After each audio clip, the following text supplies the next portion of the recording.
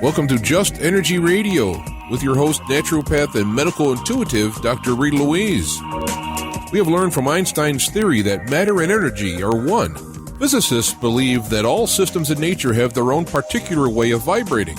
From the swinging of a pendulum to the waves of the ocean to the light that brightens the sky each day, each of these oscillates at its own unique rate. The same holds true for every thought, feeling, event, or word we speak. Each has its own frequency or rate of vibration. What many of us don't realize is when we take everything in our universe down to its simplest form, it is all just energy. Join Dr. Rita Louise on a journey through time and space where past, present, and future collide. Today, what you believe may be called into question. What we want to know is, who made up the rules? Be brave and step outside the box. We are about to turn our world upside down and venture into the unknown. Hold on. We are departing our own beliefs and entering alternative realms. Enjoy the possibilities.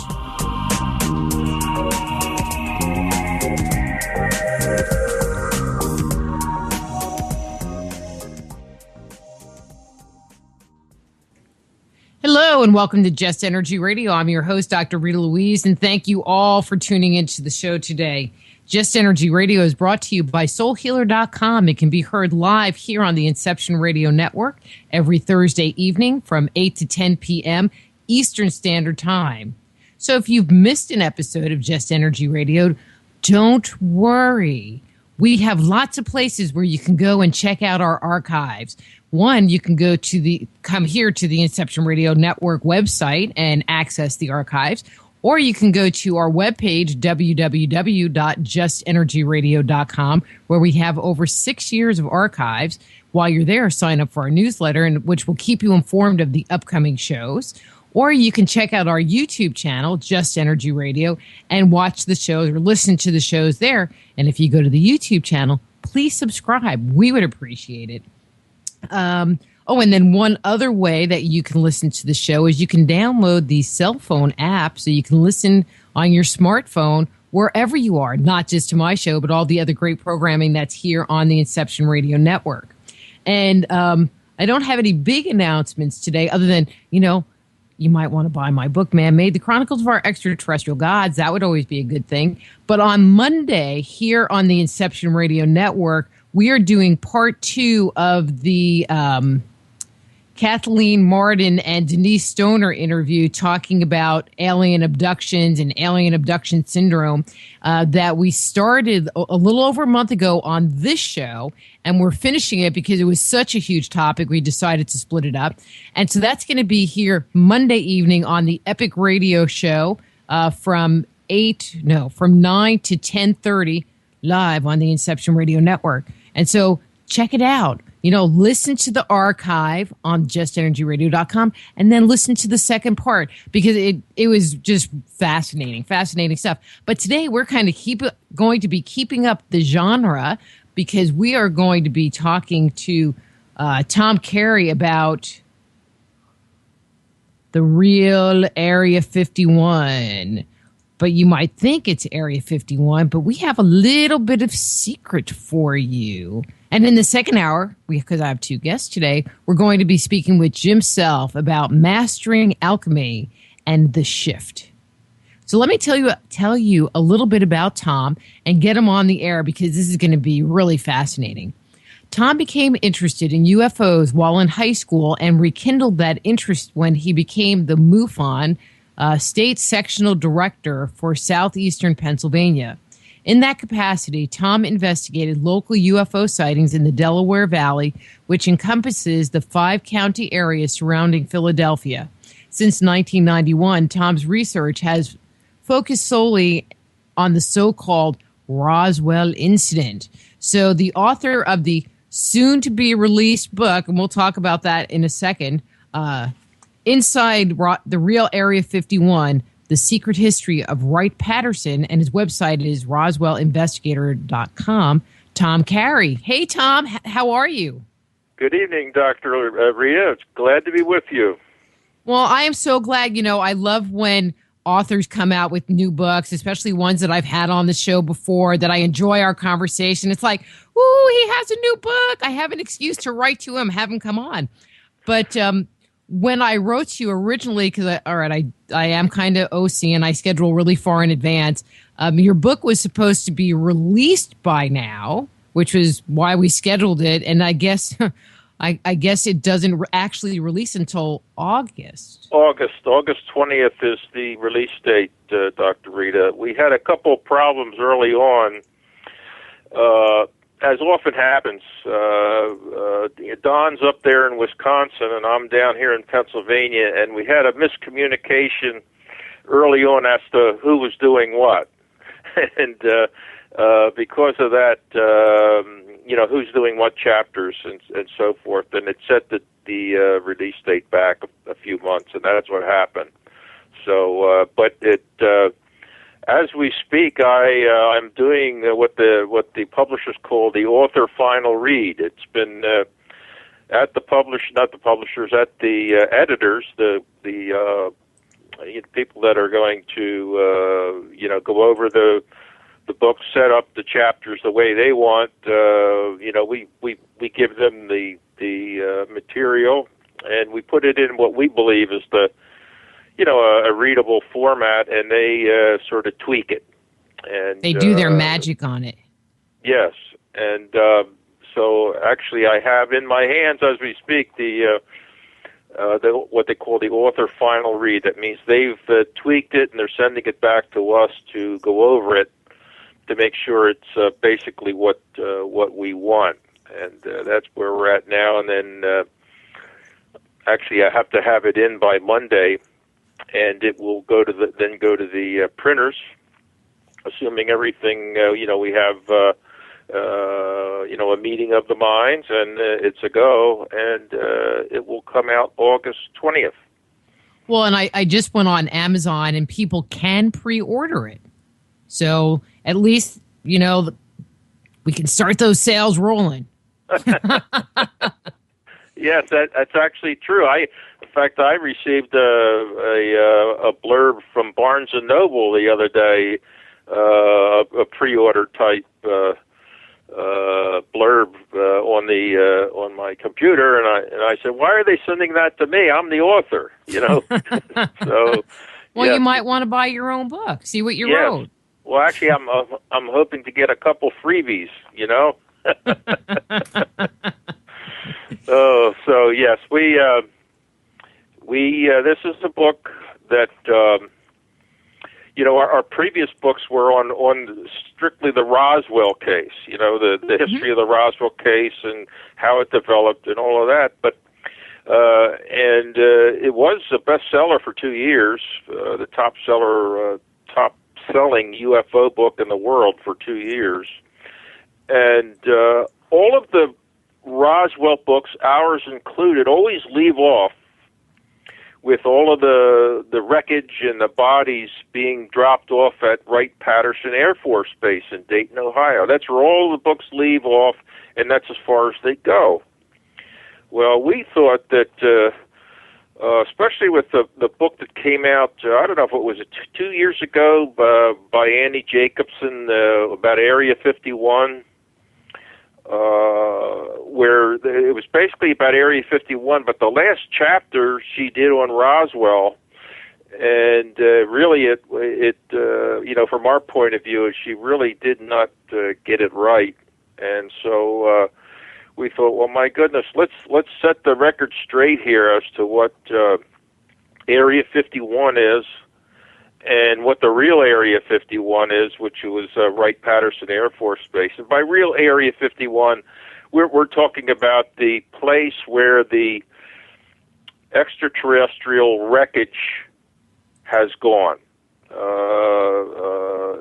Annie Jacobson tried to make a case, and actually it goes back to Area 51, and UFOs goes back to about the late 1980s with a fellow named Bob Lazar, who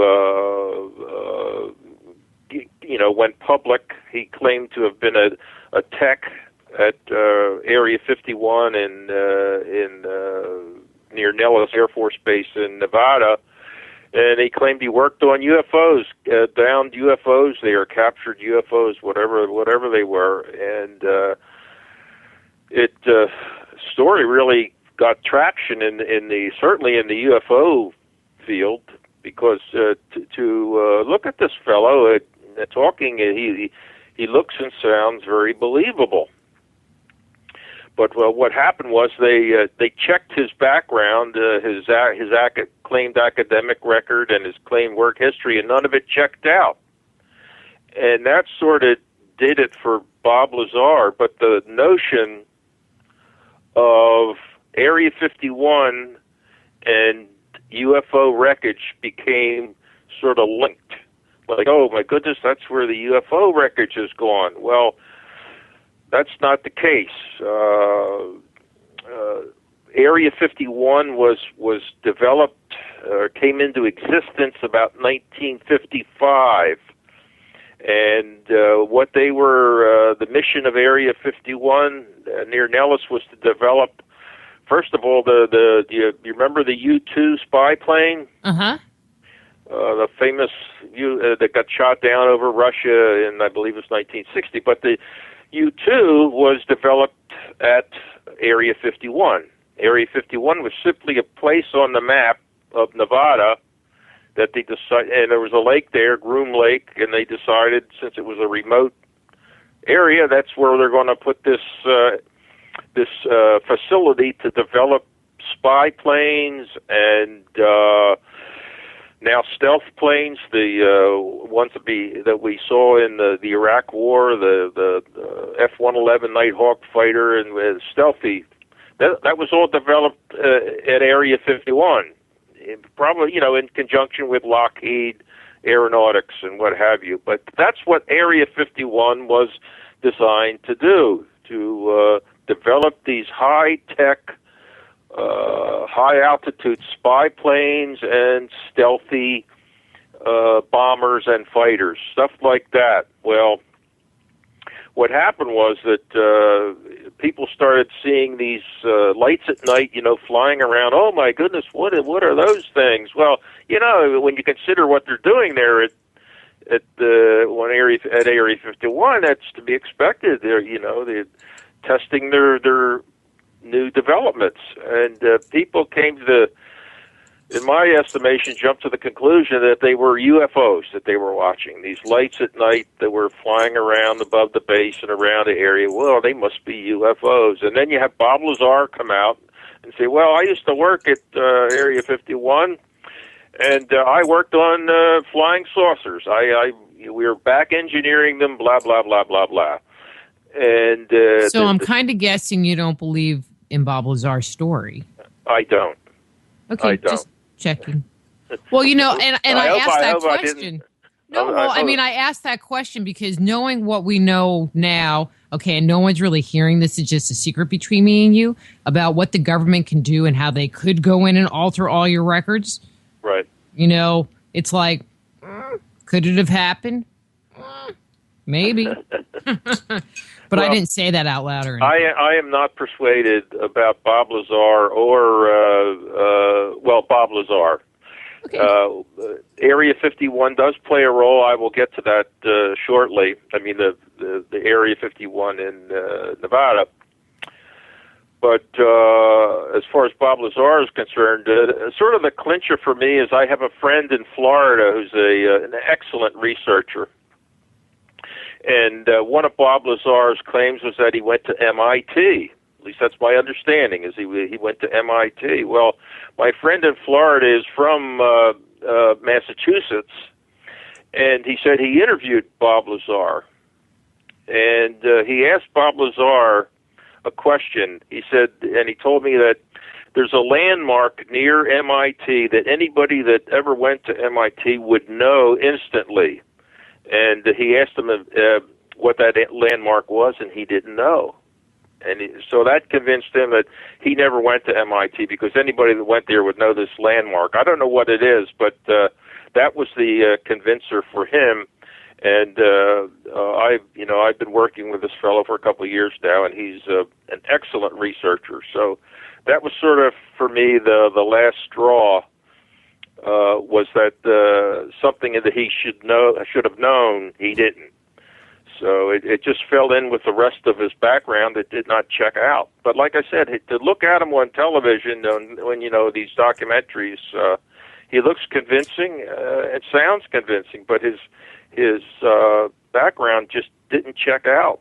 And in a court of law, when it doesn't check out, you don't check out. So.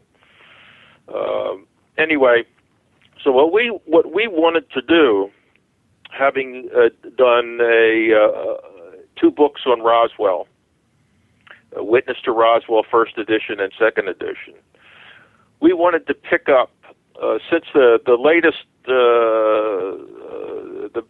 big UFO book was about Area 51, Annie Jacobson's book. We wanted to do something about what we believe was the real Area 51, where the real UFO wreckage and bodies and all that stuff initially went. When the modern age of UFOs sprung on the American public in 1947, that Wright-Patterson was where it all went.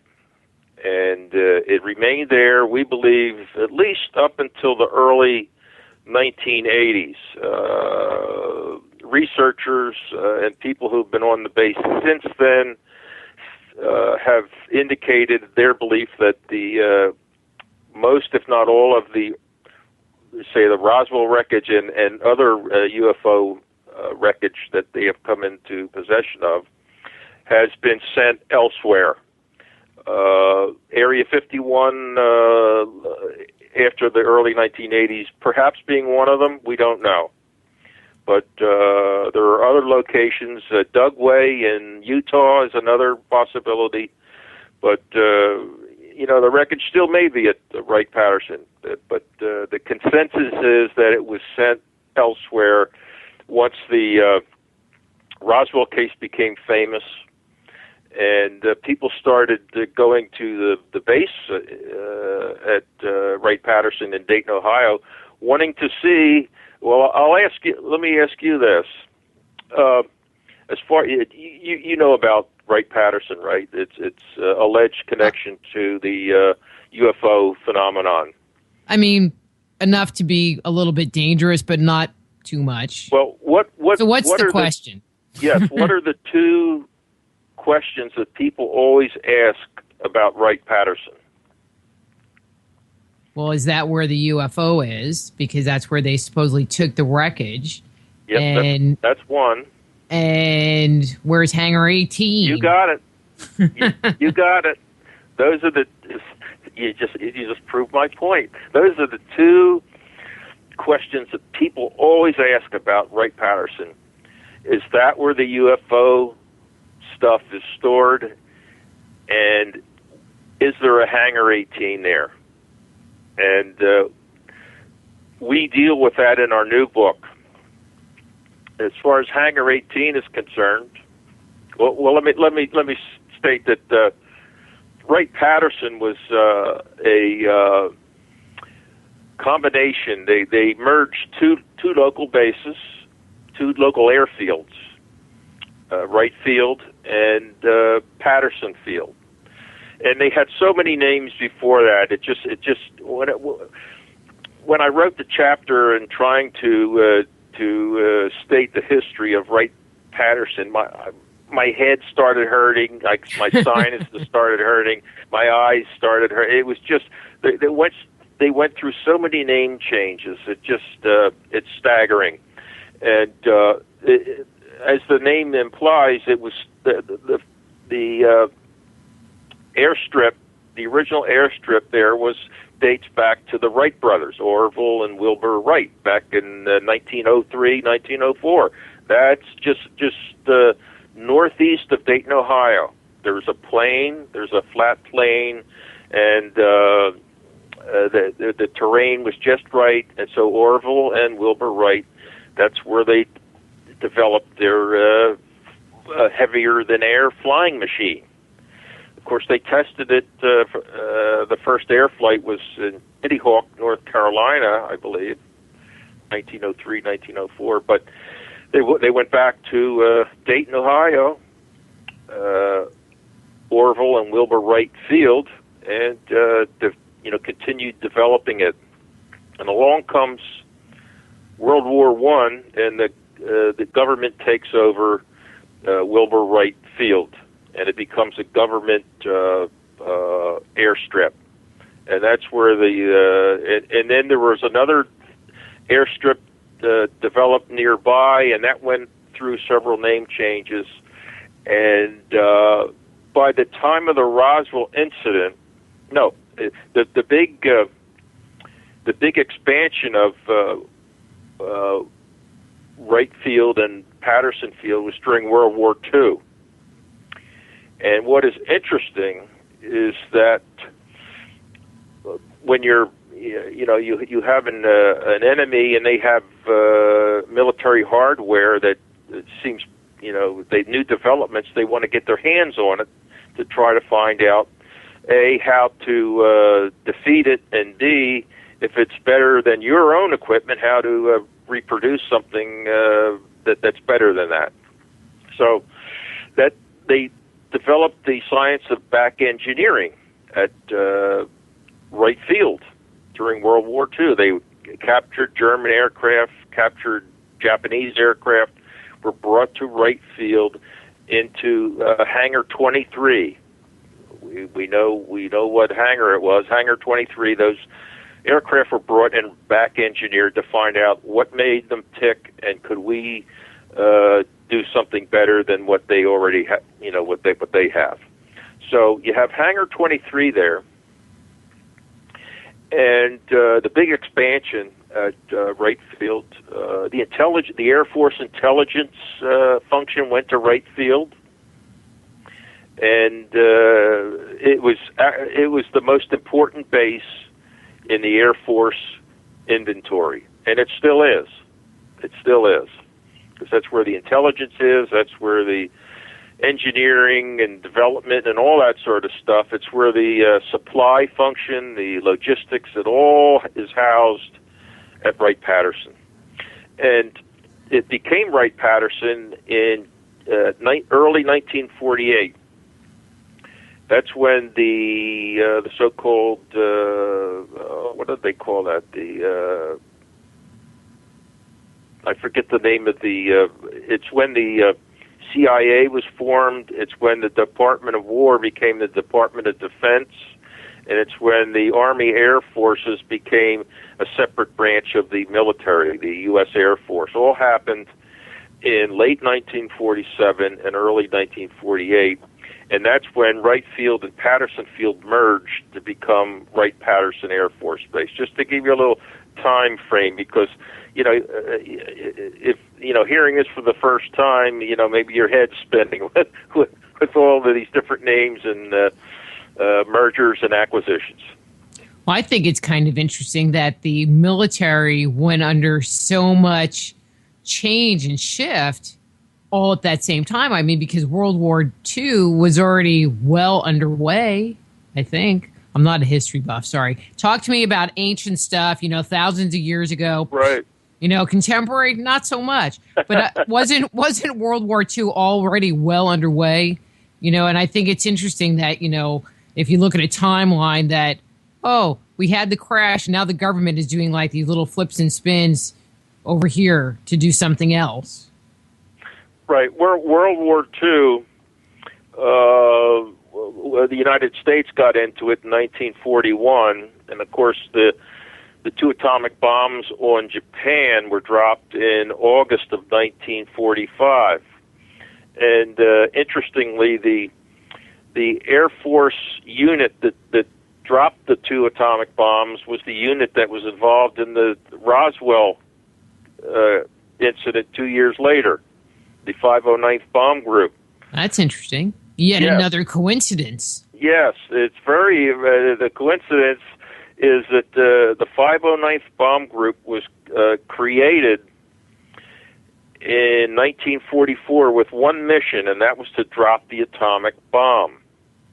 The 509th Bomb Group is still in existence as we speak. It's now at Whiteman Air Force Base in Kansas City, near Kansas City. And it was created. It was moved to Tinian. There was a movie starring Robert Taylor called Above and Beyond, about the story of Paul Tibbets, the pilot who was of the Enola Gay that dropped the first atomic bomb. But after the war, the 509th resettled in Roswell, New Mexico from Tinian. They redeployed from Tinian Island in the Pacific to Roswell, New Mexico. And lo and behold,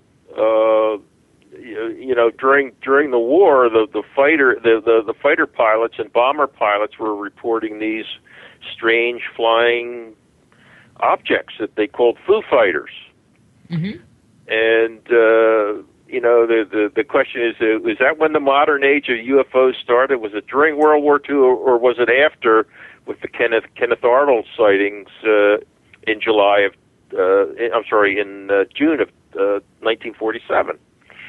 The date is usually given with the Arnold sighting of June 24th, 1947. Well, the Roswell incident occurs 2 weeks after that, just 2 weeks after the first UFO sighting in the United States that brought in the so-called modern age of UFOs. Because everybody started seeing UFOs at that time. People have been seeing things in the sky ever since we looked up to the heavens. Mm-hmm. But in 1947, it was like just a tidal wave. Sightings were in the newspapers, headlines on a daily basis. And lo and behold, you have this alleged crash near Roswell in the actually it was the first week of July, 1947. And that's what started it all, as far as, crash stories and reports of little bodies and things like that. Well, let me ask a question in here. And I don't know if you'll know the answer, but obviously there's a lot of people that believe that there's been this ongoing cover-up of the story. But in your investigation, have you discovered where there's actually been cover-ups, military government cover-ups that actually preceded Roswell? Has this just been like something that's been endemic in the government? Well, there have been stories of alleged prior crashes, like one in Missouri in 1941, one that President Roosevelt allegedly covered up in 1939, with bodies in the basement of the White House and stuff like that. The problem, Dr. Rita, is that not enough research has gone into those. So I couldn't say yay or nay as far as prior cover-ups. But certainly the whole UFO phenomenon has been covered up since 1947. The Roswell case actually initiated it, because prior to the Roswell case, the stories of sightings were in the newspaper on a daily basis, and nobody knew what they were. And a Gallup poll taken at the time, the most prevalent thought was that they were Soviet, Russian new development. Up there also was a development by our own Air Force. Way down on the list, about 1% was that they were interplanetary. That was the term they used back then. It was interplanetary, and not today we use extraterrestrial, but back then it was interplanetary. But they got almost no support with the Gallup poll. Just taking a poll of the pulse of the nation. So. But when the Roswell crash occurred, our government knew. I mean, they had the proof. They were extraterrestrial. So what to do with it? And they chose to go the cover-up way. Now, I was in the military for 4 years, and I can say that, when the military doesn't know what to do or doesn't have an answer, what they do is they cover it up because they don't want to admit that they, for instance, the mission of the United States Air Force is to control our airspace, right? Mm-hmm. And if you're failing in that mission, and certainly with UFOs coming in and about, at their own convenience, they're not in control of our own airspace. So the Air Force is not going to admit that. So they cover it up and pretend that it doesn't exist. So then they can say, yes, we're in control of our airspace. So there were debates. There's no two ways about it. There were debates in the government with the military experts. What should we do? Should we reveal the what we have here? What will it do to our religious institutions? They also had the recent knowledge back then of the 1938 or 39 Orson Welles War of the World radio broadcast where there were riots on the East Coast, where it was when the Mercury Radio Theater, they recreated the H.G. Wells War of the Worlds. That was so good. And it was really believable, but I think having a ship crash is a lot different than having multiple ships come down and have their little laser beams shooting and killing people. I mean, that's kind of a really different scenario. But the notion was the same. Back then the ETs were basically called Martians. That was the planet that was most likely back then that people thought extraterrestrials would come from was Mars. So the notion that we had a craft that crashed, people would think, oh my goodness, the Martians, it's true, something like that. That's as far as they could think on this, was that if we had something like that, if they were coming here now, oh my goodness, it's like the War of the Worlds happening in real life. So that's what the government was afraid of, was a scenario like that played out with the radio broadcast of 1939, the War of the Worlds. That's what they were afraid of. So they just covered it up. And the other thing was, well, let's give us time to work on this to see if we can find out what this thing is made of and where they're from and blah blah blah blah. That was the other thing, and so they decided to cover it up, and it's still covered up today. Now, unfortunately for them, I had somebody make this comment that one of the big reasons they were covering it up was because it was a monetary thing. If they could reverse engineer it, then they would have the technology and they could run the world, kind of thing. Yes, that is a good point. The Cold War was just beginning, and with the Soviet Union and China, and mostly our fear was the Soviet Union. The Cold War was just beginning. Churchill had given his great, it's like a iron curtain has descended from Stettin in the Baltic down to Trieste in the Adriatic, and he gave that. I forget the college, but it was a speech where he declared that there was an iron curtain that has descended upon Europe, separating East from West. So that was starting. And here we had this technology, and there were certainly Russian spies. If you're and this is sort of anthropomorphizing here. If I'm an alien coming from Zeta Reticuli, and I'm coming to Earth and wanting to see where the latest scientific studies were going on, I would head for New Mexico in 1947. You had the rocket program was with captured German rockets was just starting. You had atomic research up at Los Alamos and Sandia. You had I know I'm leaving some out, but that's where the center of gravity, at least in the United States, for our atomic and aircraft research was housed. It was in New Mexico, and in fact, New Mexico had the most UFO sightings at the time. So it's pure speculation that maybe that's why they had the most sightings, because that's where most of the stuff was going on. But nevertheless, the Cold War was starting, and if you have technology that could advance your own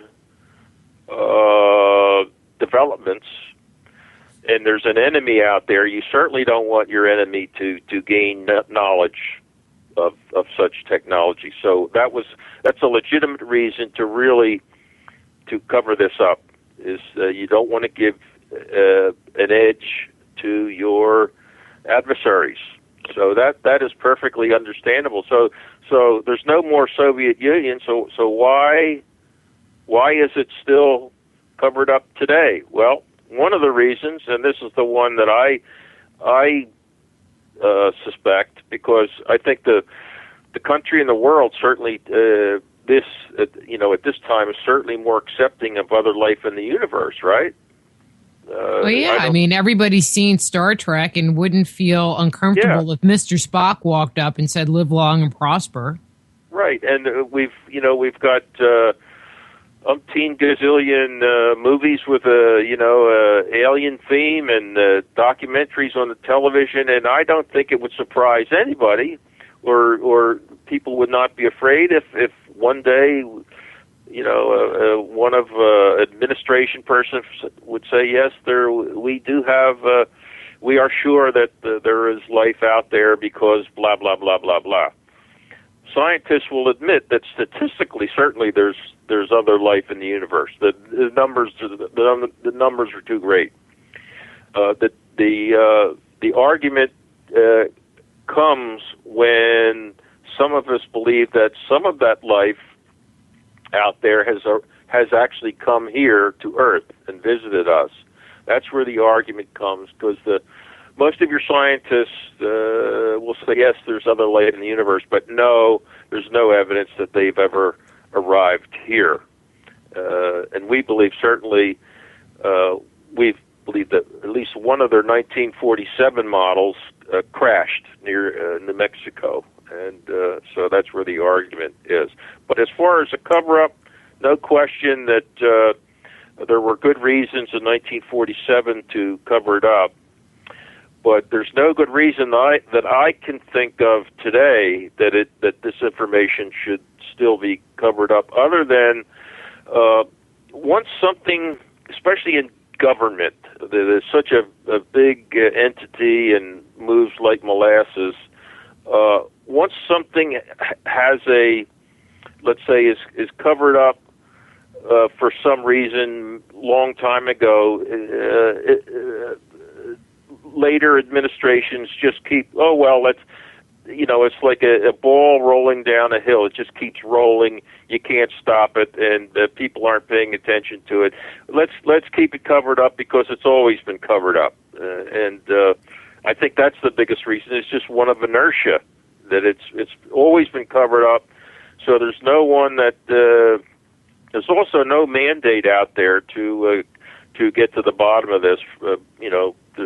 People are concerned about their lives, making a living, taking care of their families, and a million other things besides UFOs. So there's no mandate out there to get to the bottom of this, and without that, it will never happen, short of something landing on the White House lawn. Mm-hmm.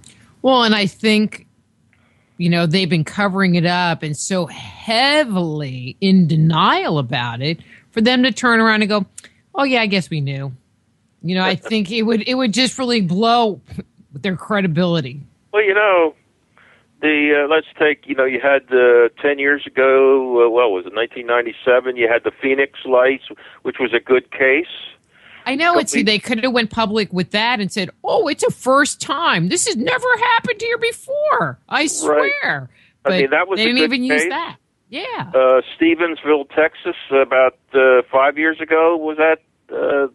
That was another good case, but it drew press attention for a couple days, and I still believe that those were good cases, involving extraterrestrials, but nothing. I mean, it's like right now, they were good cases, but that was nice, but so what, I don't know what it takes. I really don't. Short of, and then we talk about this in our book. I'll bring in our new book here, Inside the Real Area 51, and we call it the Real Area 51, not because the other one isn't a real Area 51, but the theme. When people think of Area 51, they think of not so much your U-2 spy planes and your SR-71 Blackbirds, but they think of extraterrestrials. That's where the extraterrestrials are housed. Well, the real Area 51 in that case is Wright-Patterson Air Force Base, because we know that they were housed there. Whether they're there today, I can't say, but we know for a long time that's where they were, and that's where the first crashes went, and later crashes as well. So that's why we call it Inside the Real Area 51, because that's where the extraterrestrial hardware and bodies, and at least one living one, went, and that's why we have the title it has. So let me ask this question, because I only got you for an hour. So, and this is one of the things that I thought was, that I've always kind of wondered, because in the press, after they came out and said, "Oh, it was a UFO," and then they turned around right on the heels of that and said, "Oh, it was, a balloon that crashed." And I don't know when they admitted, the name Project Mogul, where in that timeline. But if it was a project that they inadvertently let come out, quote unquote, to disprove that it was a UFO, then why did they have to secretly move? And, what was there even to move to Wright-Patterson in these trucks that there are witnesses, of this transport of something? If it was just some balloons with a little box on it. Project Mogul, even the Project Mogul theory was put out in the early 1990s, right around 1991, 92. And what's interesting is that it was a UFO researcher that actually came up with it. Not the Air Force, but a UFO researcher found a reference to this high-altitude balloon project that was going on at the time, and the Air Force latched onto it. And to the uninformed, it sounds like, oh, my God, that must be it. Yep, that's got to be it. Well, when you actually look at the data, what made up Project Mogul, where it was housed, what the winds aloft data show, and when the Roswell incident occurred, that theory falls apart like a cheap suit. I mean, it just is impossible to explain Roswell. And as we speak now, it's been discredited by everybody except the hardcore skeptics, and I call them debunkers, because there never will be a threshold that we could ever meet for a debunker of Roswell that would change their mind that it really did happen. And the Air Force still subscribes to this Project Mogul. They will never have another news conference about this, because they made fools out of themselves with the mannequin story about to explain the little bodies that they said were dime store mannequins that people stumbled upon in the desert 10 years after Roswell as a result of these high altitude parachute drops where they used mannequins instead of real people, and that it was so that was so ludicrous that at the press conference in Washington, when they announced that, the press, which is normally supportive of any explanation for this except UFOs, they left the Air Force colonel off stage because it was so ludicrous, and they've never been back since to try to re-explain things. But that's the Air Force position today, and they will never have another press conference about Roswell because it's just all the evidence is on our side, as you state. We have witnesses all the way from the crash site to the delivery at Roswell to the delivery at Wright-Patterson Air Force Base. We have witnesses. We have over 600 witnesses, Dr. Rita, about from the crash site to Wright-Patterson. And it sounds like, though, if it was just a balloon with some balsa wood with some kid tape on it, because that's what they said, right, you would think that it would fit in like a paper box, and they could just throw it in their trunk and move it. I mean, I saw a show where they were out in that area in the, in the Roswell area. I can't remember the little town that they were doing it, and they were showing where there was remnants of weather balloons that had actually been launched, but they were small. Any 6-year-old child could identify a rubber weather balloon, or a rubber balloon, let's say. Any 6-year-old could identify it. Any 6-year-old could identify tinfoil. Any 6-year-old could identify balsa wood. Certainly back then, because you used to make model planes out of balsa wood back then. Most of them are plastic now, but back then they were balsa wood. So it's almost a big lie, the story they put out, because Jesse Marcel, the base intelligence officer at Roswell, who was the first military person on the scene, he was trained as a meteorologist. He knew every weather device in the inventory. He knew all of that, and they're trying to say that he couldn't recognize a tinfoil radar target and a rubber weather balloon. That's just ludicrous on its face. And it goes from there, and it gets worse. And like I said, the Air Force, first they said it was a flying saucer, then they said it was a weather balloon, then they said, we lied back in 1947. It was not a weather balloon. Well, it was a high-altitude balloon, but actually it was the high-altitude Project Mogul consisted of all these rubber weather balloons, just like the one they originally said it was, to debunk the flying saucer story. Then they said that the bodies were because of these high altitude parachute drops using dime store mannequins in the mid 1950s, and that just is so ludicrous. We shouldn't have to defend that, because it's stupid, and it's insulting, and it's a joke. But let me mention something about the Hangar 18. Because I have one more question I want to get to before we run out of time, but go ahead. Okay, well, why don't you ask your question first then? Okay. Now that 60 years have passed since Roswell, and it seems like, that there should be, a lot of the people that maybe were involved in it, are getting older, and, this is where you would expect, you would get the deathbed confession, or, they don't care anymore, and so they're going to break their vow of secrecy. And so in the last few years, have there been more people stepping forward and actually reporting what they've experienced? Actually, nobody is stepping forward. We have to find them. Well, okay, I can live with that too. Yes, because I've been on this 22 years now, and 99% of the witnesses that we have found, we've had to find. They rarely step forward and say, "Here I am, interview me." You know what I mean?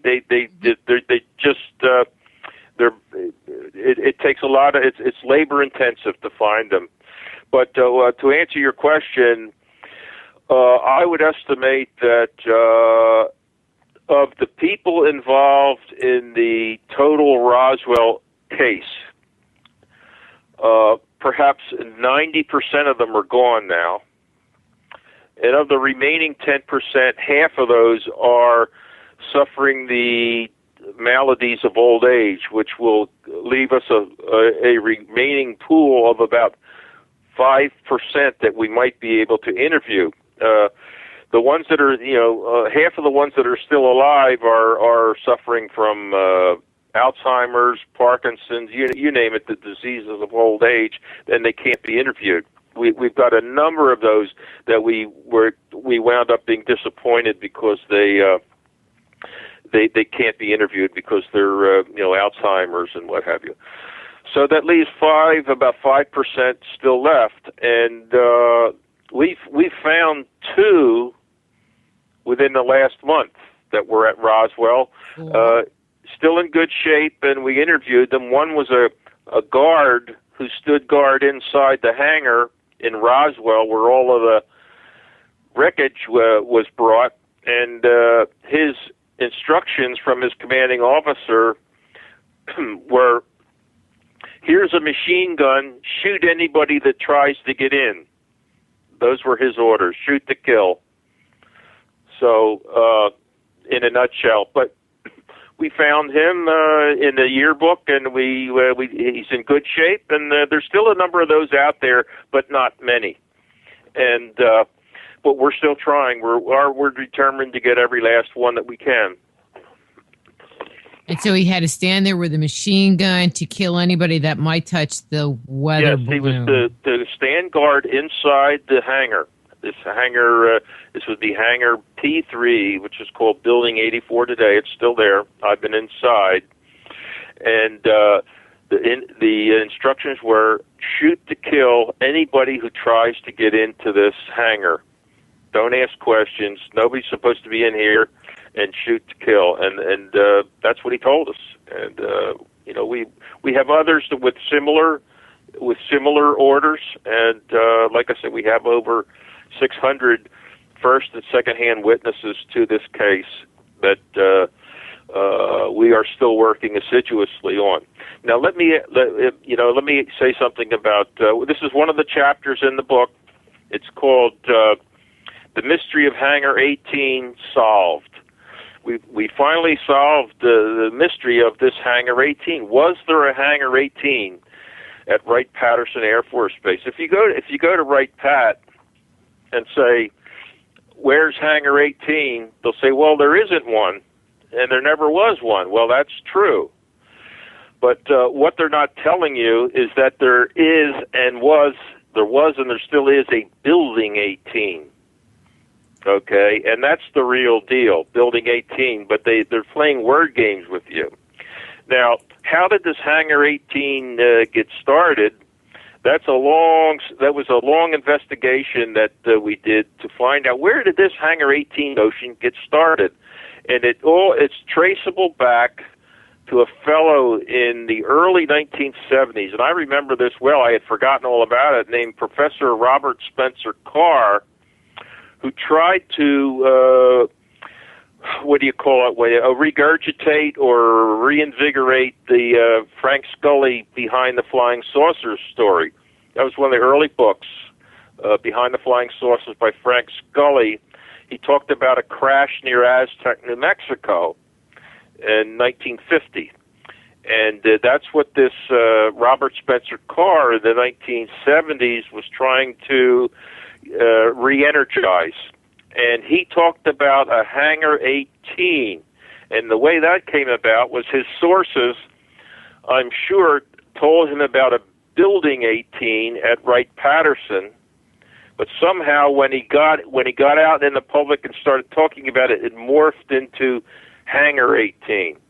Because there's a Hangar 23 connected to Building 18, and that's where the bodies and the wreckage were taken into I'm mixing myself up, into Hangar 23, which was connected underground to Building 18. And between the two of them, they housed the bodies and the wreckage. And somehow, when Professor Carr went public, Building 18 and Hangar 23 morphed into Hangar 18, and that's how it got its designation.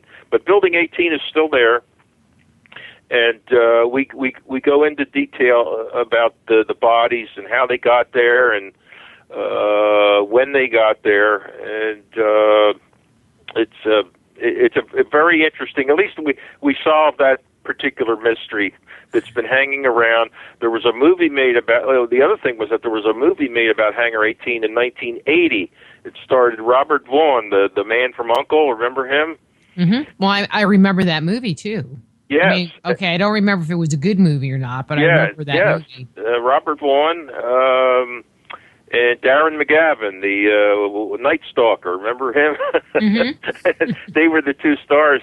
And that movie, Hangar 18, we actually called up the writer-director of that movie and asked him, where did you get the term Hangar 18? He says, I heard of it. It was going around in the early 1970s. Well, that's Robert Spencer Carr. So that's where he got the title for his movie Hangar 18. And it was actually a relief to finally solve that, because it's been bugging a lot of us for a number of years. And the receptionist at Wright-Patterson Air Force Base, they always get the question, where's Hangar 18? Where's Hangar 18? Is that where the bodies are stored? Well, the bodies were stored, well, it's a long story, but there's also a blue room. There was a story about the blue room. We talk about the blue room and Barry Goldwater trying to get into the blue room and being cussed out by General Curtis LeMay. And that was a big story for a while, and we just go into every aspect of Wright-Patterson's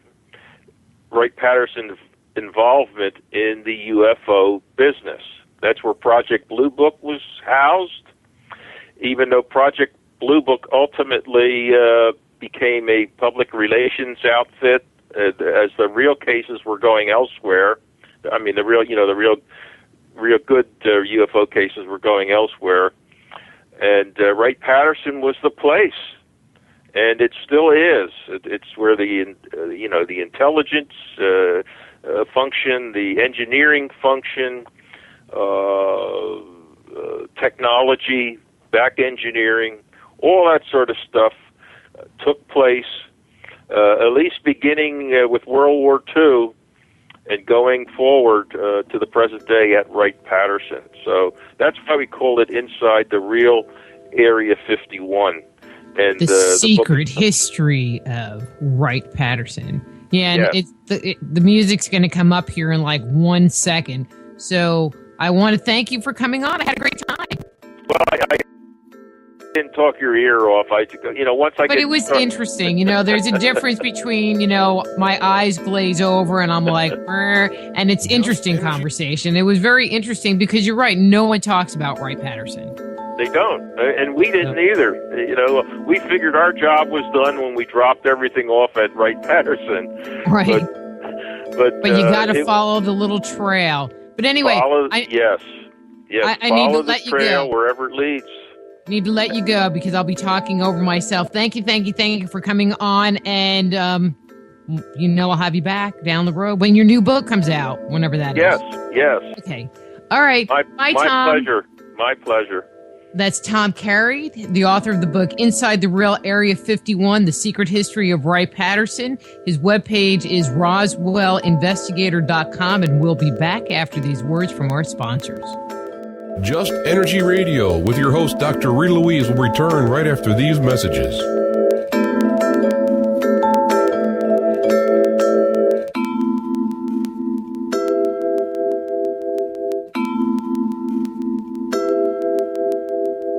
You're listening to IRN, the Inception Radio Network, Chicago, Illinois.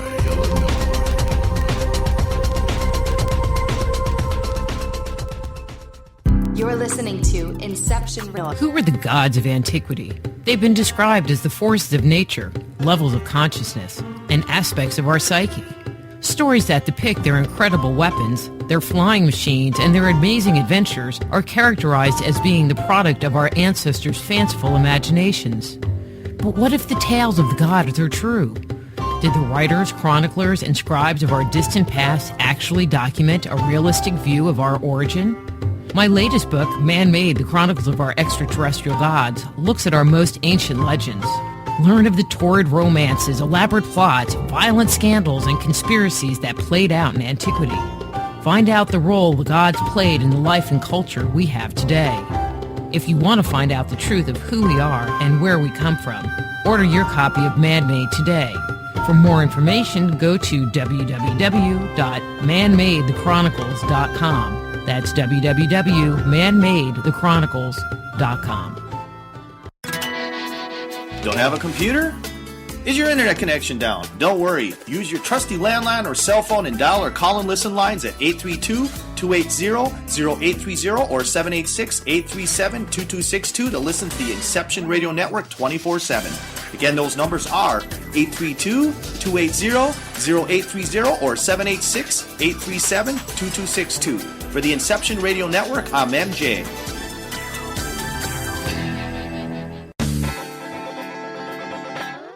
Move past the crossroads in your life and discover alternative solutions to your deepest concerns at soulhealer.com. So whether it's a physical problem, an emotional issue, a question about work, or troubles in your relationships, naturopath and medical intuitive Dr. Rita Louise can help you.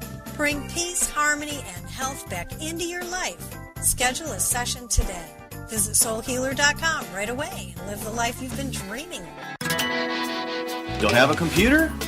Is your internet connection down? Don't worry. Use your trusty landline or cell phone and dial our call and listen lines at 832-280-0830 or 786-837-2262 to listen to the Inception Radio Network 24/7.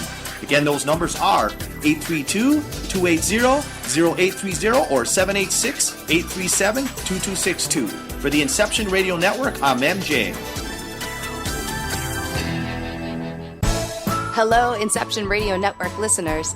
This is Amanda. Remember, you can take your Inception Radio shows on the go. Just download the Inception Radio Network app for your iPhone, iPad, or Android smartphones and access live shows, past shows, guest lineups, and much more. Just visit the iTunes Store or the Google Play Marketplace and download it today for free. Go deep inside yourself and venture into the realm of the unconscious mind with my Meditating on the Kabbalah guided imagery audio CDs. Discover who you are and what you want in life. Meditating on the Kabbalah can help you to open, clear, and revitalize the energetic pathways of your subtle being. They will support you in your spiritual quest by helping you to access the profound insights and inner guidance you need as you work in alignment with your highest good. Let them help you to release negative thoughts and emotions and clear away any limitations that may be keeping you from experiencing your full potential. Walk down the path to health, healing, understanding, and enlightenment with Meditating on the Kabbalah.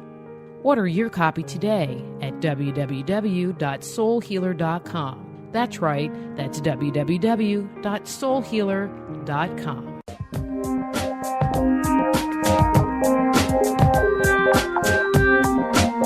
And now back to Just Energy Radio with Dr. Rita Louise.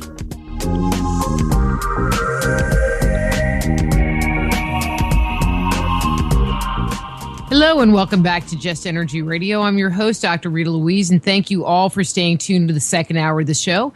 Don't forget, Just Energy Radio is brought to you by soulhealer.com, where you can find out about all the products and services I offer, including medical intuition evaluations, energy healing, and clairvoyant readings. Plus, there's tons of products and articles and YouTube videos. There's tons of stuff there, so check it out. One announcement that I made at the beginning of the last hour that I want to make again. So this coming Monday, we are continuing our conversation with Kathleen Martin and Denise Stone about the alien abduction phenomena. and I'm going to be the rotating host this week on Epic Radio.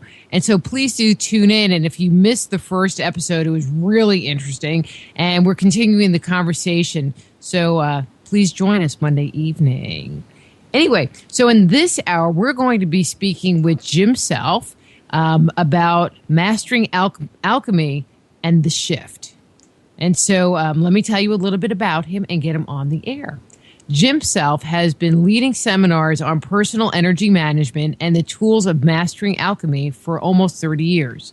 Over the last 20 years, this awareness has expanded into the relationship of the archangels, ascended masters, and teachers of light.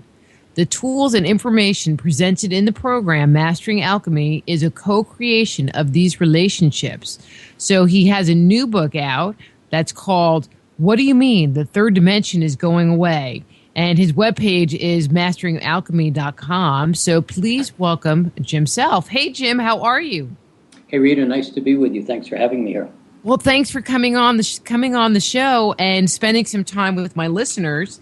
And I thought your title was kind of interesting and the concept was interesting because, as I'm sure you know, we just passed December 21st, 2012, which we called Happy Mayan Fool's Day here on the show. And I think a lot of people were really waiting for something to happen. Either the gloom or doom scenario or, poof, now we're little spiritual beings floating around with wings or something. I mean, I'm not really quite sure what people believed. So what was your experience of that? Or what do you think? Do you think that date actually signified something? Or do you think that it was just a bunch of hocus pocus? What's your feeling on that whole concept of a shift having occurred at the, in or around that time? Well, I have much more than a feeling, having been really intimately involved in it. My relationship is very conscious with the archangels, the ascended masters, and the beings of light. I mean, sitting here, the conversation could involve them just as easily as involving you. That was a period of time where a number of things happened. It was not a random event. It was not something that just happens every once upon a time. It was a very specific set of things. Two things happened at that period of time. And maybe we can get into a little bit of background explanation to set it up in a few minutes. But okay. The simple version is you basically changed the channel on the television. You got Channel 4 having no concept that Channel 5 on the television even exists. Two completely different vibrational frequencies of transmission of light, which is what a television radio transmission is, completely oblivious to each other.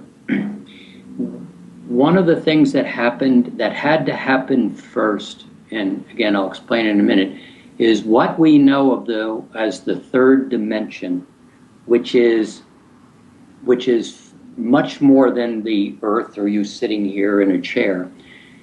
That third dimensional game the door had to be closed on that game. Everything that you know in a certain context is simply no longer available to you. And what that is anger, rage, resentment. Now, as soon as I say that, people go, hey, I'm still angry and rageful, or at least I know somebody else who is. But I'll make sense of that in a minute. But that third dimension, a huge magnetic structure that held things very rigidly in place, the door was closed on 12/12/12. In the period of time between 12/12, 12/21, 22, there was a opening, an escalation of energy. And if I made it simple in one word, you were given your freedom for the first time you've ever had it. But the good news is you have your freedom. The bad news is you have your freedom. And what do I do with this? Because I'm used to being very awkward in reaction to my environment, my relationships, in relatively an awkward way. What I mean by awkward is if you hold emotions like anger, rage, resentment, jealousy, if you get offended by how people move around, those vibrations, those words, those emotions are part of what was off balance in the third dimension. They were very much part of the third dimension. Those structures no longer are available to you. However, you have built up a whole structure of beliefs and habits and repetitious patterns that are very unconscious. We just open mouth, blurt out statements. And so those are still in place, but the foundation is not in place. You can do things now that you could not do before December 12th. But understanding how that all works is really a whole shift in consciousness, hence the definition of the shift of consciousness. I like your concept about, that I'm not even sure how to put it into words, about the change and not having that energy be available. I've never really thought about it in that way, because Right. I mean, for myself, it's like, someone will cut me off driving and sometimes it'll piss me off. But then I find that there are a whole lot of other things where, I think one of my new favorite lines is, well, it is what it is. Like something really super crappy happens and I go, well, it is what it is. Where I think a year ago, I don't know that I would be as accepting of it. Yes. The funny thing about getting cut off on the freeway is the person cutting you off, who was unconscious driving along the freeway, realized that their exit was just up there, and it's so like, oh, sorry, lady, I'm going to miss my exit. And while you are being enraged at that person, now not you, of course, but somebody else would do this, being enraged at that person, all of a sudden they realize, holy geez, my exit is coming up. Sorry, I got to get over there. And you do exactly the same thing. But we're very conditioned to blame, to throw energy, to point at others, and not really understand that those same constructs are in our space all day long too. So there's a shift here, and I'll be happy to explain it in more depth, but try to make it very simple at the same time. So you were going to explain some of the background about what has happened. Actually, a question, I'm going to start here. You said that what happened was not just about this cycle of time, that there was something very deliberate that happened. What did you mean by that? I meant by that let me make a statement right here, and I will explain it over and over, is thoughts are electrical, emotions are magnetic. Very big deal. What happens is that in that dimensional structure, after the fall of consciousness, which is an enormously amazing story, in order for being simple, the earth not to gone into oblivion, it was more or less caught at a certain stage of the fall and was held very rigidly so it didn't fall further. In that rigid construction, there was nothing unconditional. It was, this is how it's going to be. And there was a tremendous electromagnetic field, very rigid, that held the earth in place for many, many eons. As time kind of went on and the opportunity to release some of that magnetic field, we began to operate differently. And again, that's not where we're going to go. That's a huge story in itself. But in order to hold the earth and hold humanity in a place in that fall, we lost a lot. You lost 90% of your brain, or some levels that, like, you lost your freedom in that ability to be a spirit in a physical body. You lost your structure, your ability to freely create and enjoy your experiences.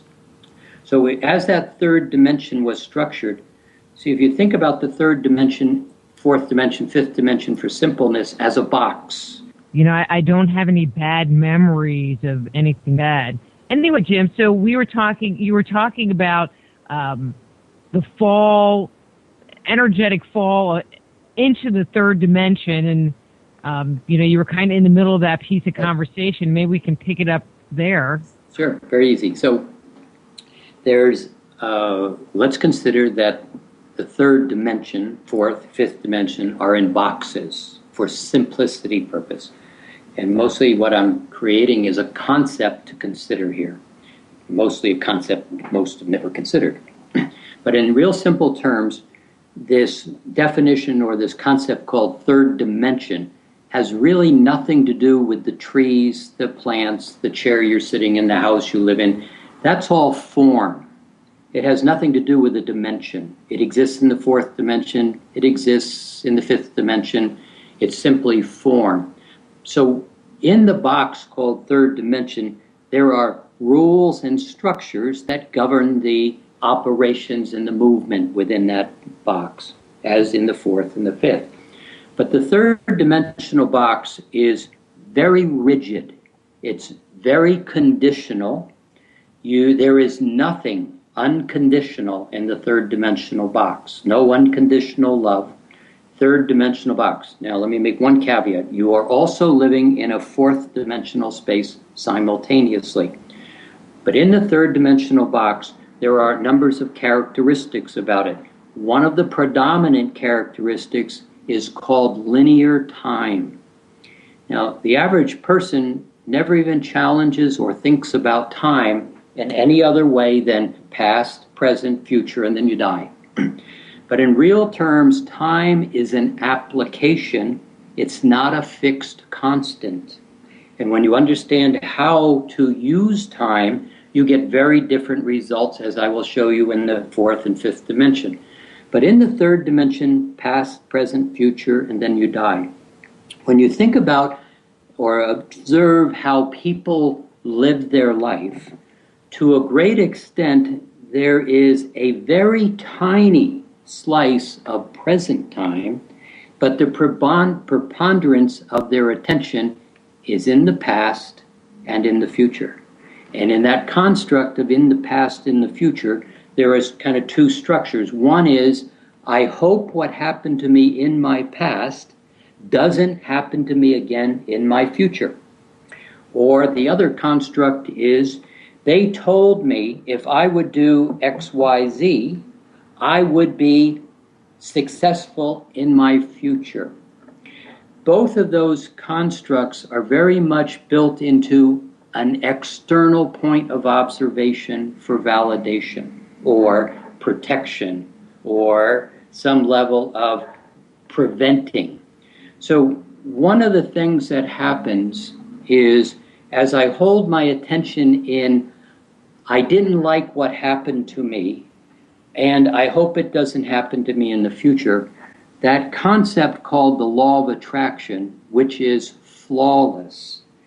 And it simply says, I know everybody knows about the law of attraction, but what it says is, what you put your attention on, I, the universe who adores you, will provide for you. The shortcoming in that is the universe doesn't understand English, French, Spanish, and German. What the universe understands is vibrational frequencies of thought and emotion. So if on this journey about this shift, one of the things that is also fundamental is you cannot take your baggage with you on this journey. You cannot take I'm not okay with you. The reality is, it is impossible for you to be not okay. Absolutely impossible. I'll even go one step further. All those bad things that you think you've done, all those mistakes that you think you've made, I will guarantee you, you have never, ever failed once. You have never really made a mistake. You have gotten outcomes because you tried something and it didn't really get you what you wanted. But as a spiritual being in a body, you are in an exploration of figuring things out.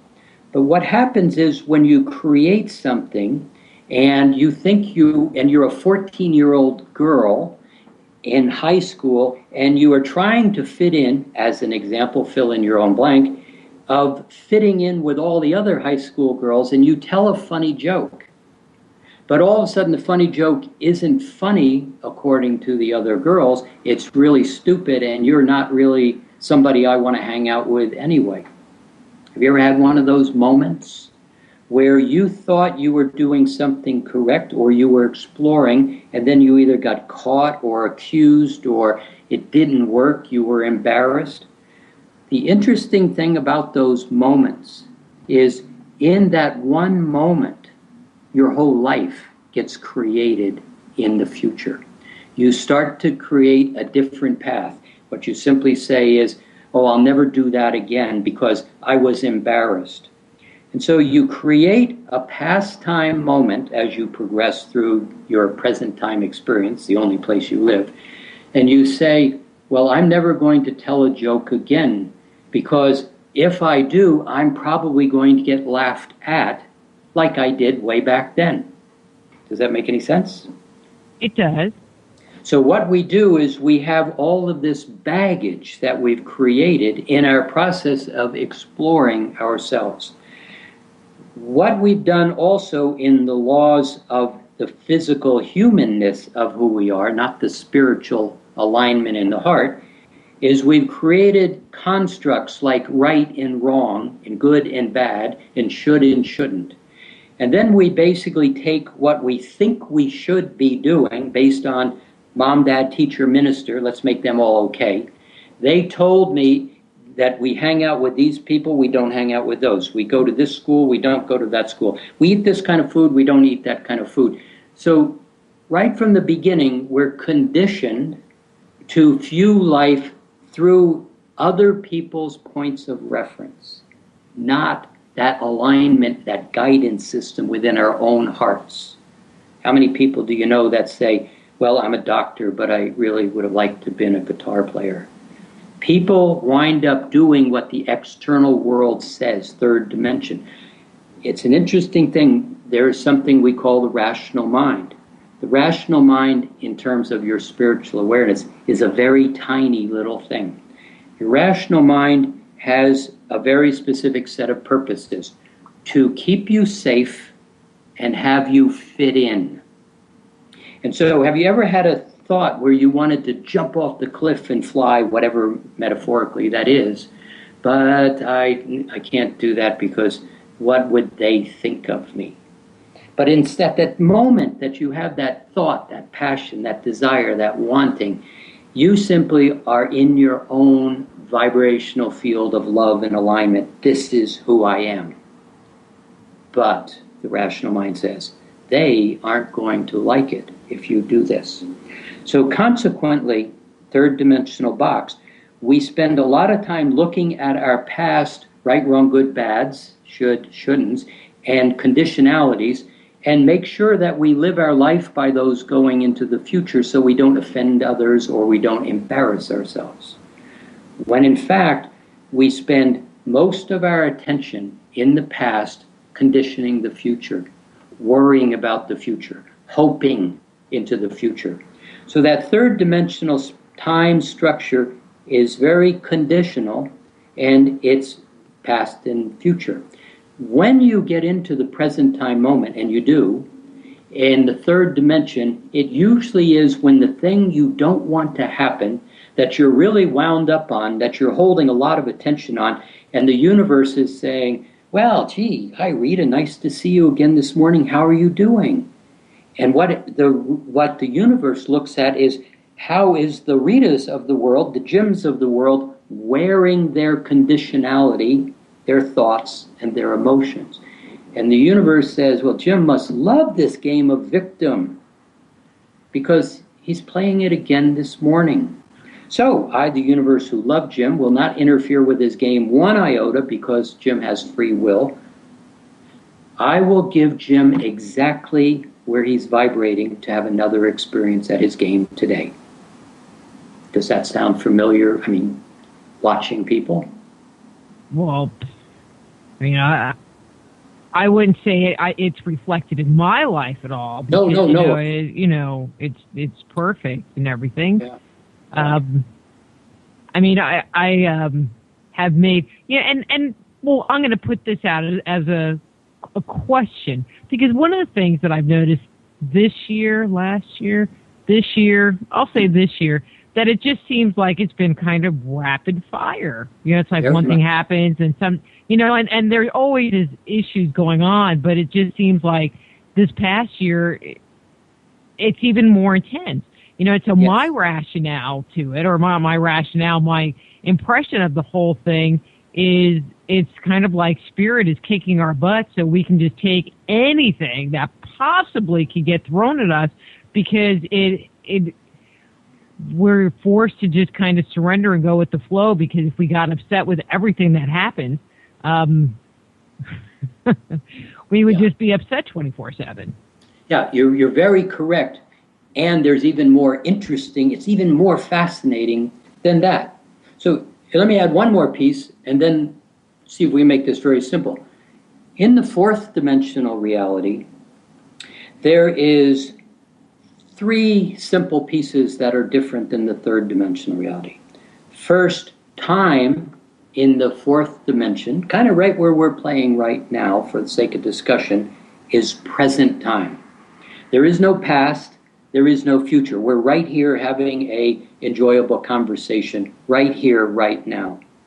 The second thing that happens is in the third dimension, in that moment of when you realize, oh, geez, this wasn't supposed to happen.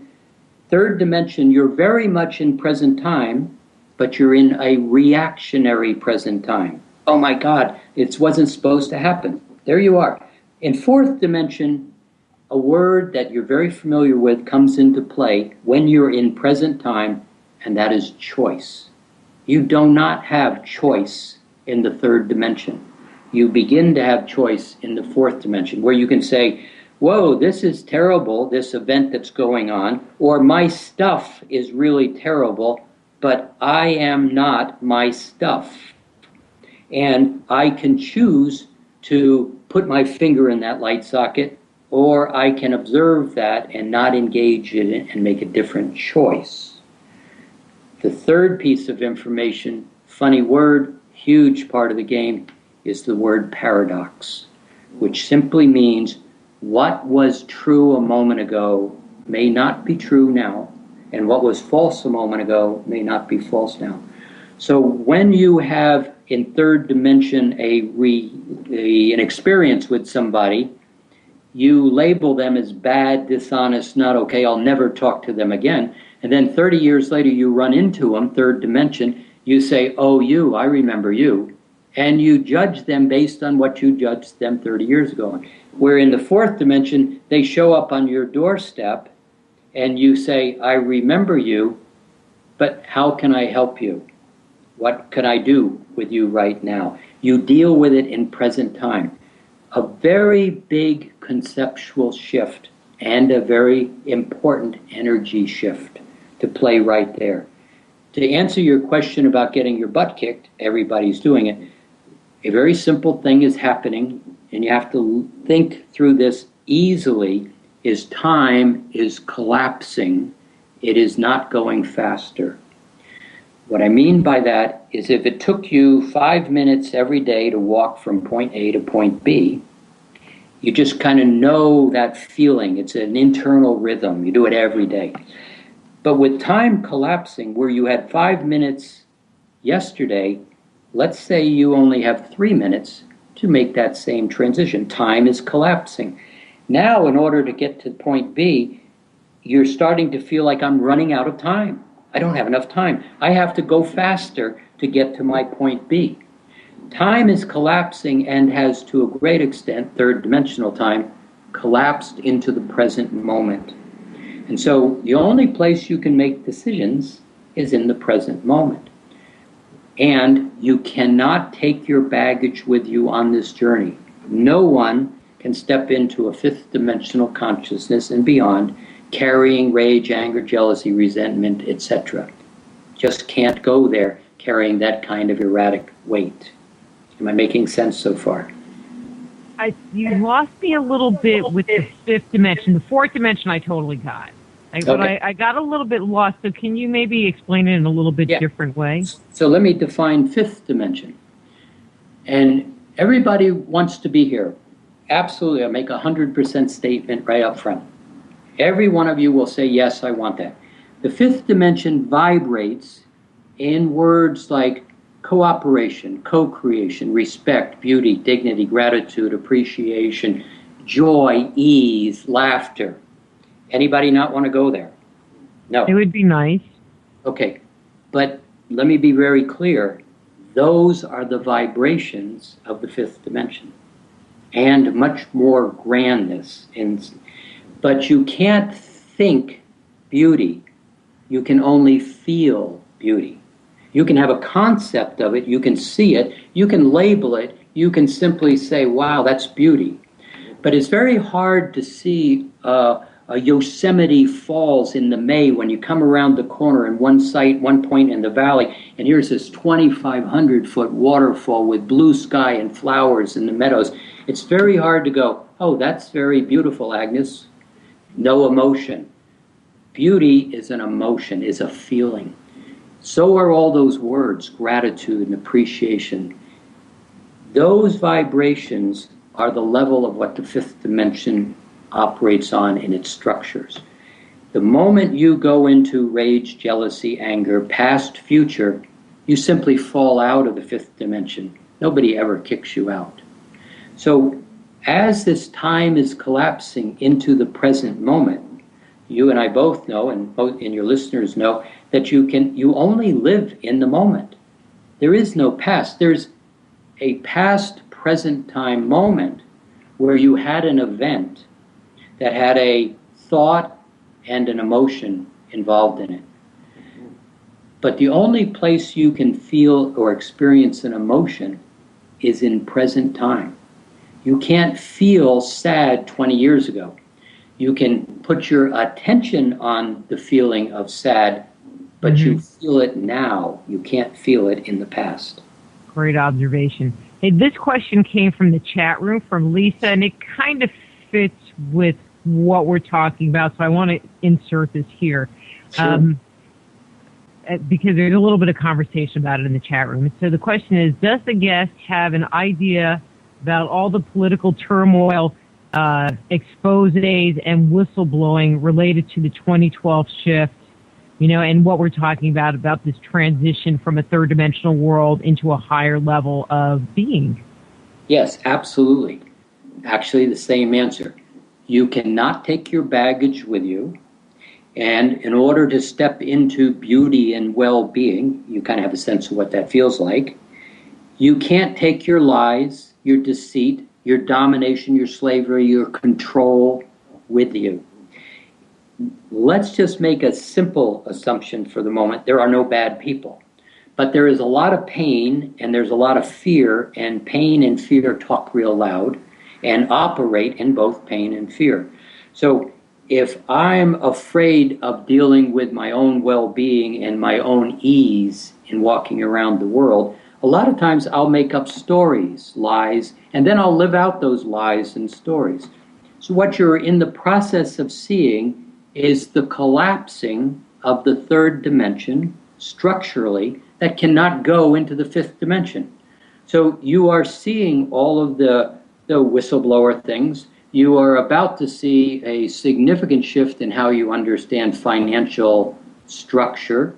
You are in the process of watching governments being threatened by their incapacity and by people coming up and saying this is not okay. You don't have to agree with them, but there's movement away from the status quo, control, domination, and slavery. You're about to see some extraordinary events happen. And this is one of the reasons why in Mastering Alchemy we teach tools. And the tools allow you to stand in your own center with no engagement with all the noise around you and being able to observe it and choose an action. So as this all unfolds, that collective third dimensional consciousness, which is no longer in the third dimension but believes they are, they're all waking up.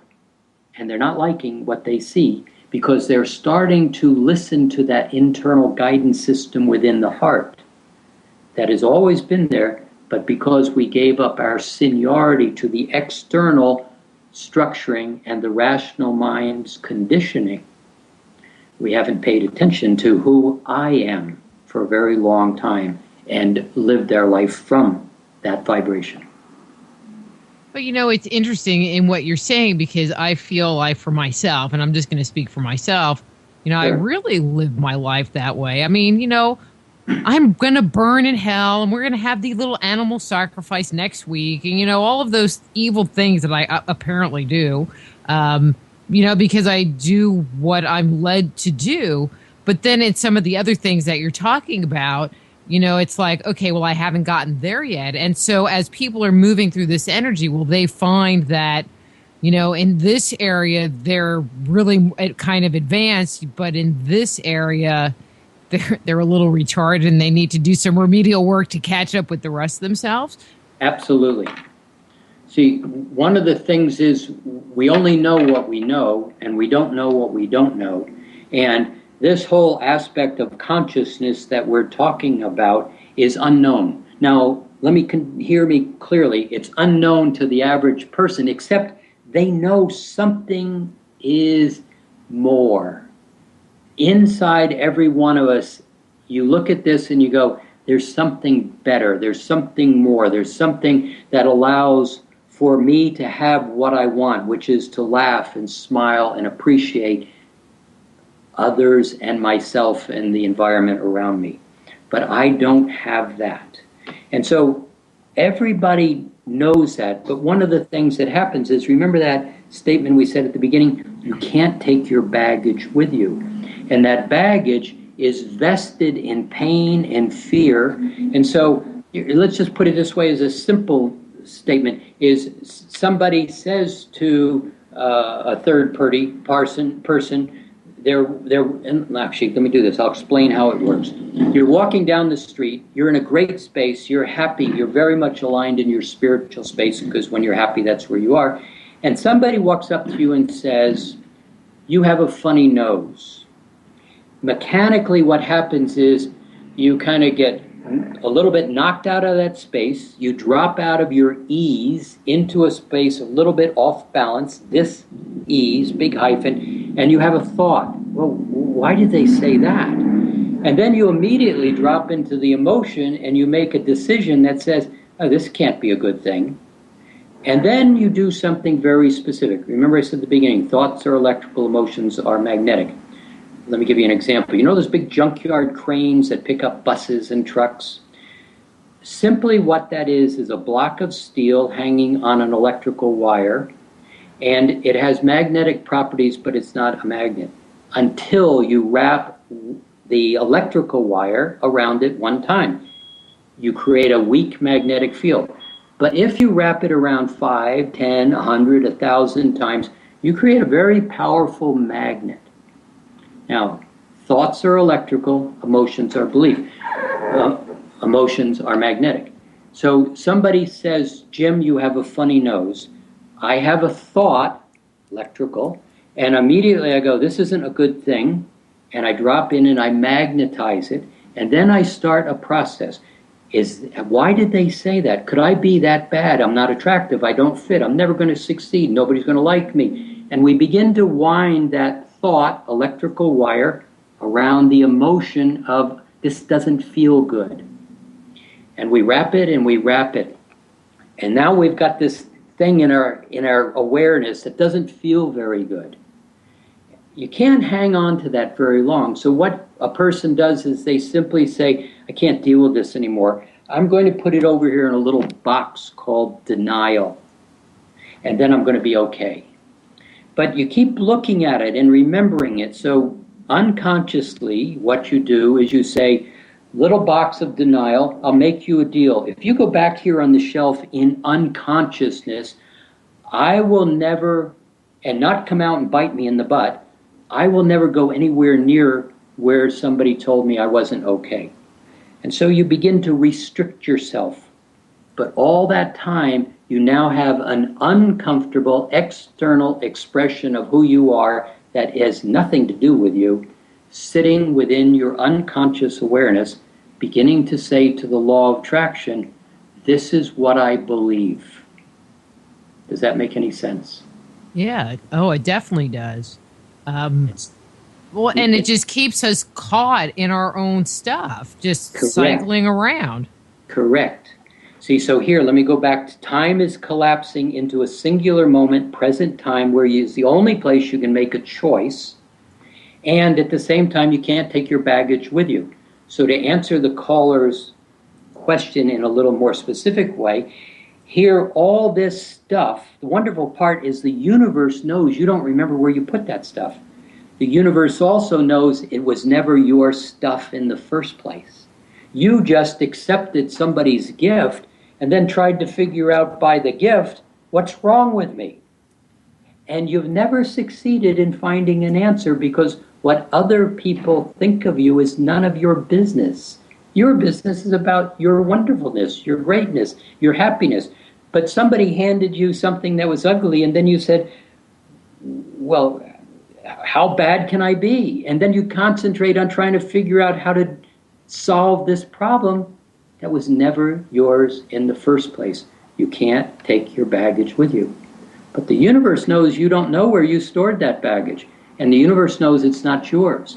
So hence, when you can get into a happy space, managing your energetic field, observing the world around you, and then choosing how to engage, in that fifth dimensional, happy, joyful, observant space, much of that baggage that never was yours is simply being eliminated from your storage system, your backpack, unbeknownst to you, until you have a feeling that pops up. And it says, why is my divorce of 25 years ago, which I thought I'd really spent thousands of dollars of therapy on and fixed myself, why is it coming up now?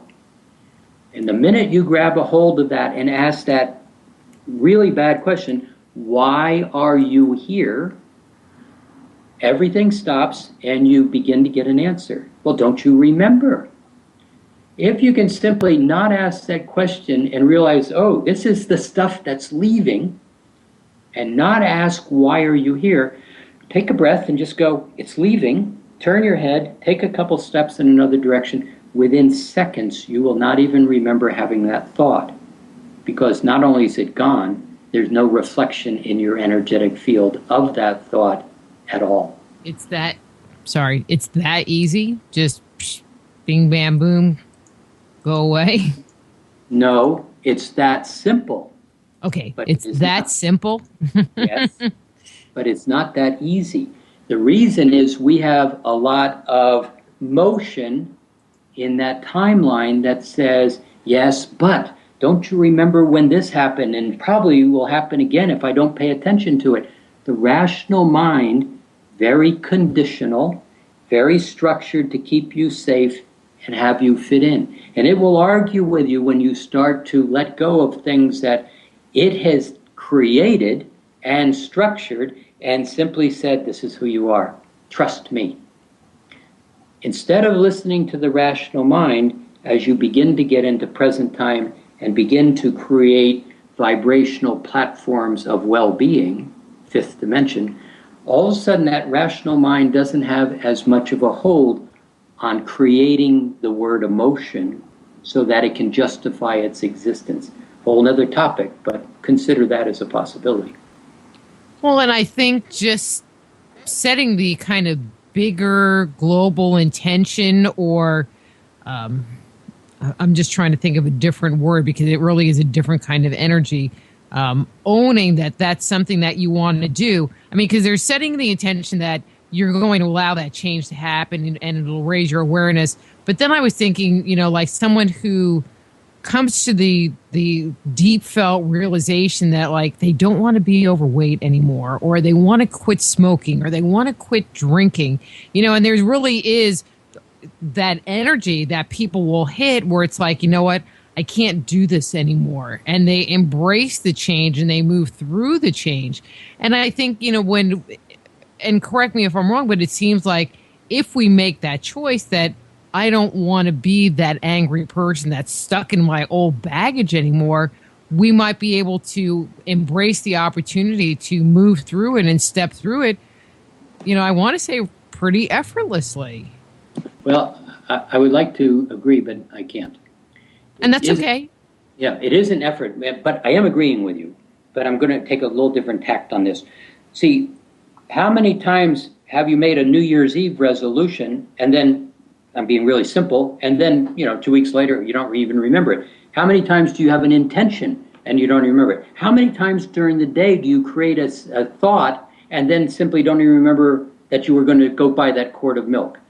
One of the challenges with this is, and this will sound really preposterous until you really look at it, most of the thoughts that you think and most of the beliefs that you hold are not even yours. Now think about it in this context. You're sitting in a room right now and there is no television on, there's no radio on, but are you completely being passed through with thought waves, radio waves, television waves, unbeknownst to you? Yes. Yes. One of the things that happens, and this gets a little more complicated, although you and I could have a kind of a BPI conversation about this and understand it very clearly, is when you simply can't manage your space, you can't distinguish between, is that my thought or somebody else's thought? Think about all the thoughts that pass through you and you have random fleeting conversations with or opinions about. You're talking to yourself during the day. If you ever stop and say, where did that even come from? There's no real answer to it because it has nothing to do with you. And so, wow, that's kind of like just gave me a little aha moment there, Jim. Good. Well, I mean, because I totally am aware of taking on other people's energy and, the impact of that, but not in that really fleeting. I always kind of think of it as like, taking on someone else's responsibility or mirroring their energy, kind of like bigger chunks of energy, but not just these little thoughts. Second thoughts, the ones that happen every single second in present time. See, yeah, good find. But let me take it a little bit further. Okay. You understand this too, being a great clairvoyant reader, because you see it all the time from that perspective of being the good clairvoyant. One of the things that happens is when I'm out of my body, if you really look at when people are out of their body, they're in the past or they're in the future. They're not in present time. They left. You say to them, well, what happened when you were 4 years old? They go, oh, let me put my attention back there. And there they go. So you also know, as a good clairvoyant reader and a good empath, using that skill set, not as a unmanaged skill set, but you use it in a managed way, that what happens is people, they see, they hear, or they feel kinesthetically. And when somebody is unsure of themselves growing up often, and they use that little sonar machine in the second chakra, which is always sending out a pulse, and it receives an answer back. And the little machine says very specifically, very simply, what is that feeling? And it comes back, mad, glad, sad, happy. It's a vehicle, the empathic sonar second chakra device, that allows you to determine your relationship to emotion around you. But when you're a little kid and you've got a wild parent or people around you that simply say, sit down, and you sit down, and then they say, why are you sitting down? And you get these mixed messages and you're off balance, confused, uncertain. One of the things that little kid will do is change the game. And they do it very simply. The machine works perfect, but they simply change the question from what is that feeling out there to what is that feeling about me. Soon as you start to condition the world around you as a barometer about your well-being, empathetically, sympathetically, you can't even get to compassion, in that third dimensional reality, all of a sudden what was an angry person at something is now angry at you. Right? I can see that. I mean, I never really thought about it. So it's kind of like, okay, I can see that. But you know what, Jim? I just looked at the clock. Man, we just barely even freaking started. Yes. Very, very, very cool, huh? Very cool. So we're just going to have to get you back on down the road because it was a good conversation and you got good stuff. I'm glad I had you on. But we need to wrap up because the music's going to come up in like a minute. Like this book, what do you mean the third dimension is going away? This is new, right? Yeah, there's three parts to that book. One is, let me explain to you the three boxes in a more complete manner. The second part is, all right, you say there's tools. What are the tools? And so we give you about 10, 15 tools and explain them in the book, and then not only explain, put a little QR code so you can go to a link on the computer website and sit there and listen to a 30-minute, 45-minute meditation instructing you how to use the tools. And then the third section is what the whole game on the planet is about, is relationship 2. Everything is about relationship. Not only relationship male-female, but how do you have relationship to everything going on around you?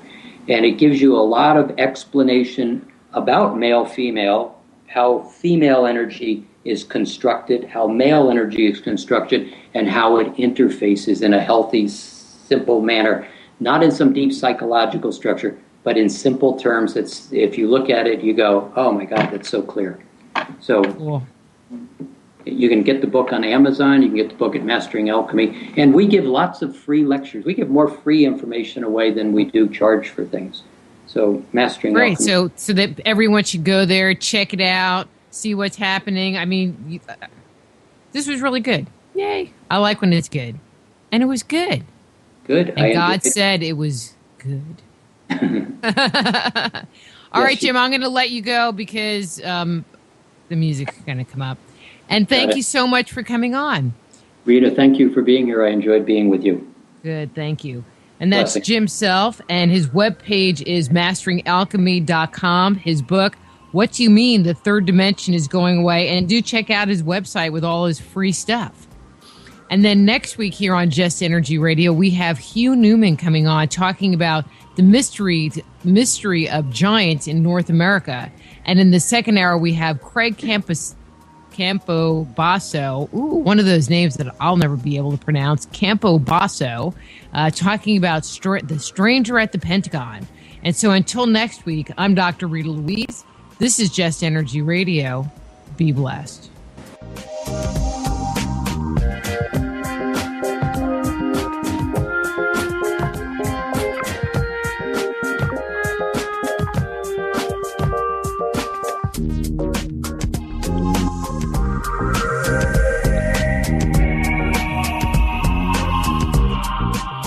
Join host Dr. Rita Louise each week at this time for Just Energy Radio. Point your browser